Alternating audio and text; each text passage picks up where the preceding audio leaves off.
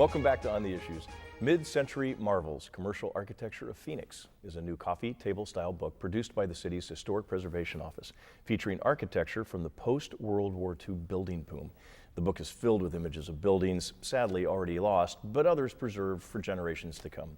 Joining us is Barbara Stocklin, the city's Historic Preservation Officer, and Allison King, founding editor of the really popular website modernphoenix.net.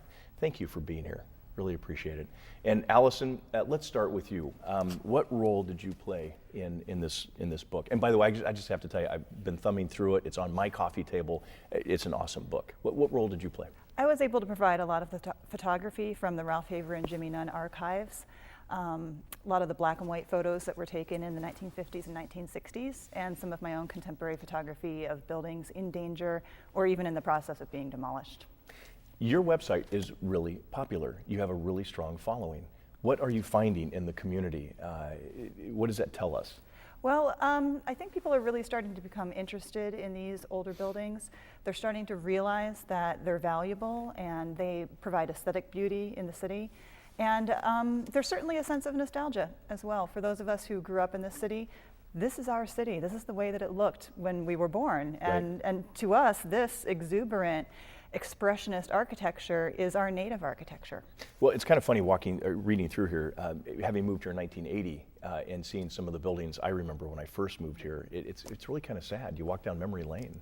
It really can be. You know, going down Camelback Road, for Right. example, you can see a recent Al Beetle building whose facade has been removed, and it tears the fabric of the community when this kind of deconstruction of the city is happening before our very eyes. Right. And of course, Barbara, as the city's Historic Preservation Officer, that's your job. How can you let these buildings get torn down?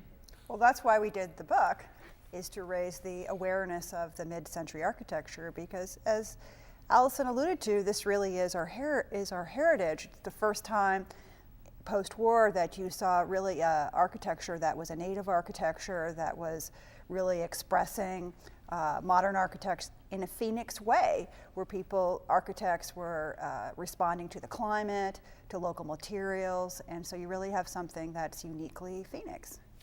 When I think of mid-century architecture, I think of contemporary, mid-century contemporary, but that's not necessarily what's captured in this book.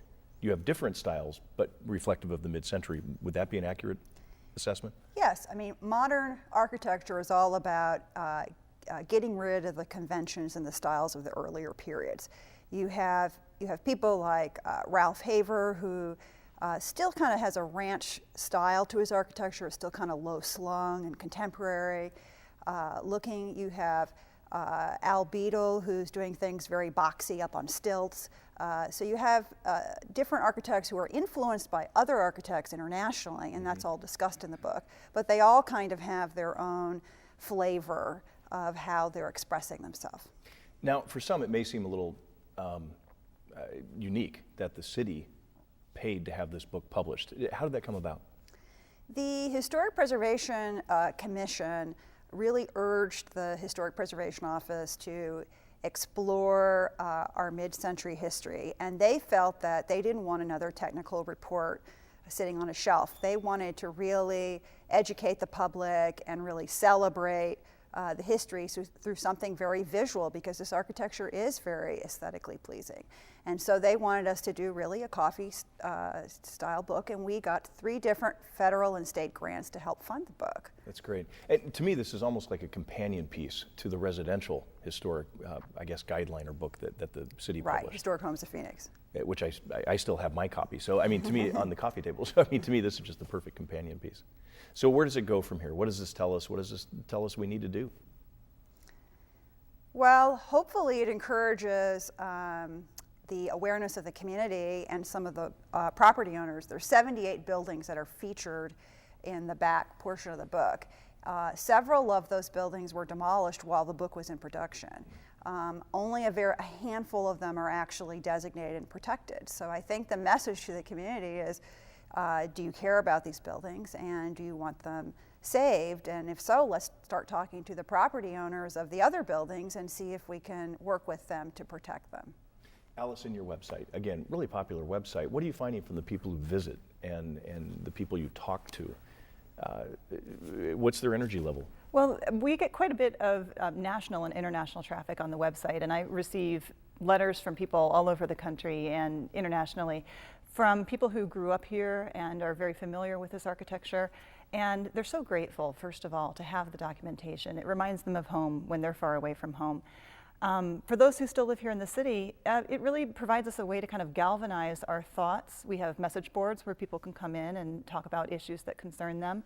And we use it as a kind of an information hub, you know, bringing in information from Barbara's group, talking to other nonprofit groups like the Arizona Preservation Foundation and Local First Arizona, and just becoming a gathering place for people to go and to find out next steps. You know, we're going to try to do some outreach with the building owners and help them understand the significance of their own buildings. Good. And I think we're going to have a lot of support from our community in hopefully funding that and bringing that into fruition. Good. Now, this is a limited edition book. How many did you print? We printed 1,500 of them. They are available at the City Hall. You can come down any day, 8 to 5, Monday through Friday. You can also buy it on the internet. It's one of the first products available from the city that you can actually go online. Great. At www.phoenix.gov/historic, and you can purchase the book. Great, for $20. $20. What a deal. What happens when you sell out? What do we do then? Well, we need to have a conversation with the City Council about potentially reprinting the book. So we're starting to have that discussion now. Okay. And how are sales going? We have sold for about 400 of the 1,500. So really, this is going to sell out in no time. Let's face facts. So if somebody's watching the show, they need to go online and get their copy because they're going to miss out. Absolutely. Because there's no guarantee we're going to reprint more copies. No, Right. the project will live on the internet, though. We were able to map a lot of the projects using Google Maps. Great. And so if you visit the website, you can at least get the light version and understand geographically how all these buildings fit into our urban fabric. Great. And then maybe in the future, we can have a bike tour going to all the different commercial, tying into our previous guests. Thank you for being here, Allison. Thank you, Barbara. Great work, really important. And thanks, appreciate it. We'll have you back on sometime.